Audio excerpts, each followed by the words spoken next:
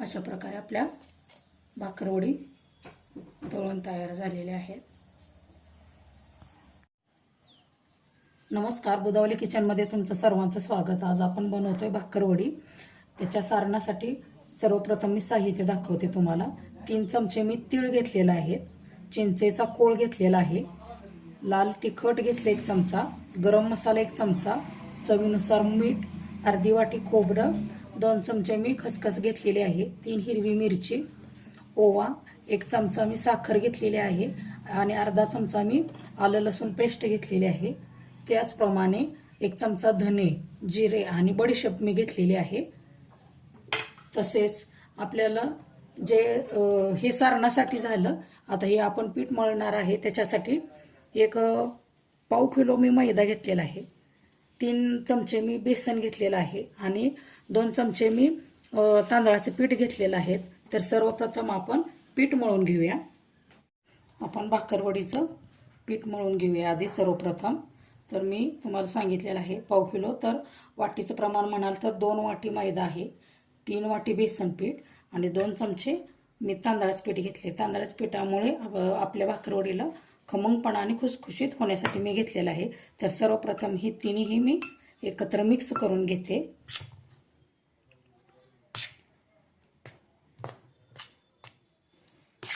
आणि त्याच्यामध्ये मी 3 चमचे गरम तेल केलेलं आहे, त्याच्यामध्ये आपण ॲड करूया आणि याच्यात चवीनुसार आपण मीठ टाकू। आणि तेल गरम असताना हाताने अजिबात हे हलवायचं नाही, चमच्याच्या साहाय्यानेच आपण ते हलवू, नाही तेल भाजण्याचे। याच्यासाठी मला 1 ते 2च मिनिट लागतील की जेणेकरून आपल्याला हे पीठ पूर्णपणे एकजीव करून घ्यायला। त्याचप्रमाणे याच्यामध्ये 1 चमच मी ओवा घालते, ते थोडासा आपण क्रश करायचा आणि त्याच्यावर टाकून घ्यायचा आणि थोडं थोडं पाणी करून आपण हे पीठ चांगलं भिजवून घ्यायचं। जास्त पाण्याचा वापर नाही जास्त करत बसायचा, कारण जास्त पातळ नाही करायचं आपल्याला। जेवढा घट्ट करता येईल डो त्याप्रमाणे आपण पीठ घ्यायचं मळून।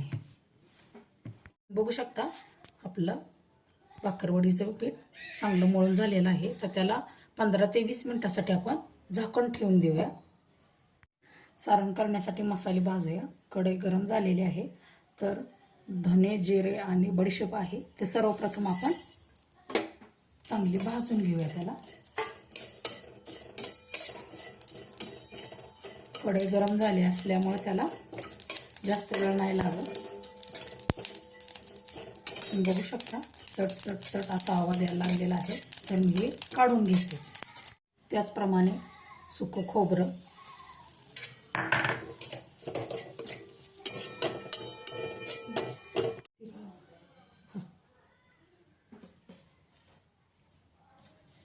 जिरं, पांढरं तीळ, खसखस आणि हिरवी मिरची हे एकत्र आपण चांगली भाजून घेऊया।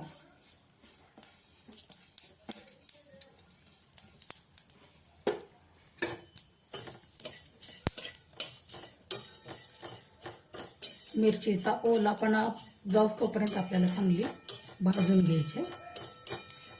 मिरची पूर्णपणे सुकली पाहिजे, याप्रमाणे आपण चांगलं भाजून घेऊया। भाजल्यानंतर मी काढून घेऊन थंड केल्यानंतर मी मिक्सरला बारीक वाटण करणार आहे।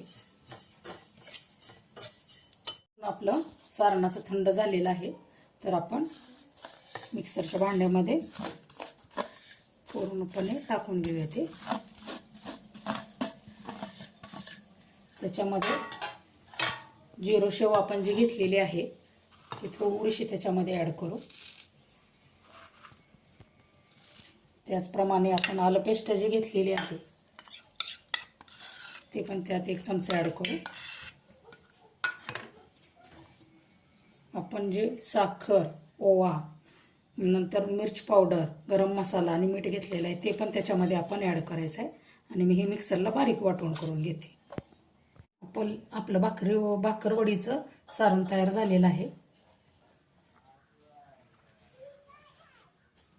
याच्यामध्ये मी शेव ॲड करते. चांगली आपण बारीक अशी कुस्करून घ्यायची.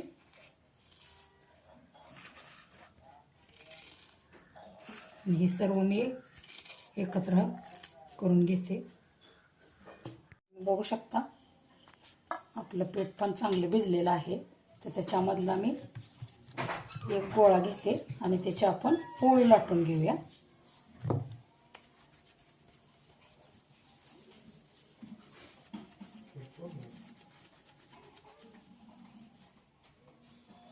तुम्हाला लहान मोठी किती साईजमध्ये पोळी करायची त्याप्रमाणे तुम्ही त्याचा गोळा करून घेऊ शकता.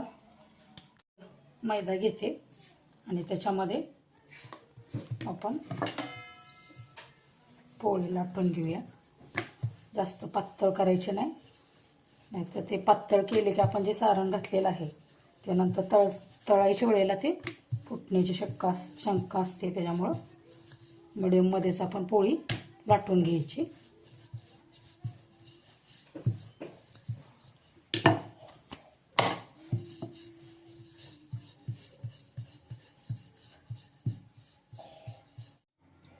आपली पोळी पूर्णपणे लाटून झालेली आहे. तर याच्यामध्ये म्हणजे चिंच आणि गूळ त्याचं पाणी जे केलेलं आहे त्याला सर्व बाजूने चांगलं लावून घेते. म्हणजे आपली भाकरवडी खाताना आंबट, गोड आणि तिखट असा तिन्ही फ्लेवरमध्ये त्याला खमंगपणा येईल.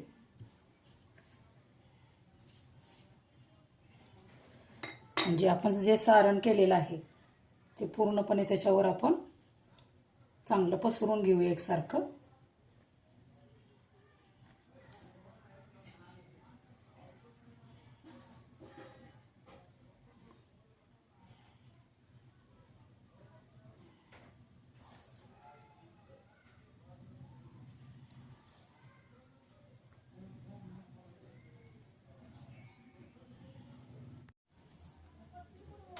तुम्ही बघू शकता आपलं मिश्रण पूर्णपणे घट्ट असं झालेलं आहे.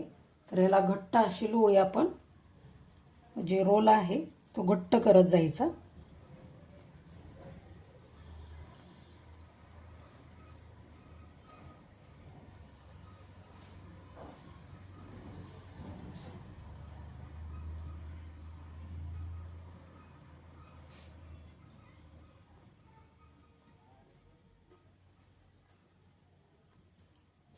अशा प्रकारे मी पूर्णपणे रोल करून घेते. रोल तयार झालेला आहे. तर एक बोटाच्या साईज एवढे आपण त्याचे काप करून घेऊया.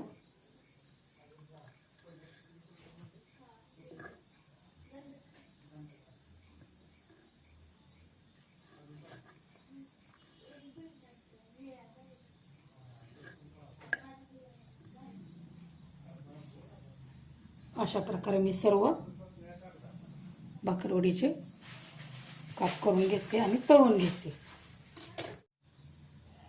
तर वड्या आपण भाकरवडी तळून घेऊया.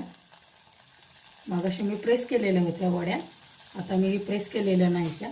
तुम्ही बघू शकता आहे असे मी काप त्याचे तळून घेते.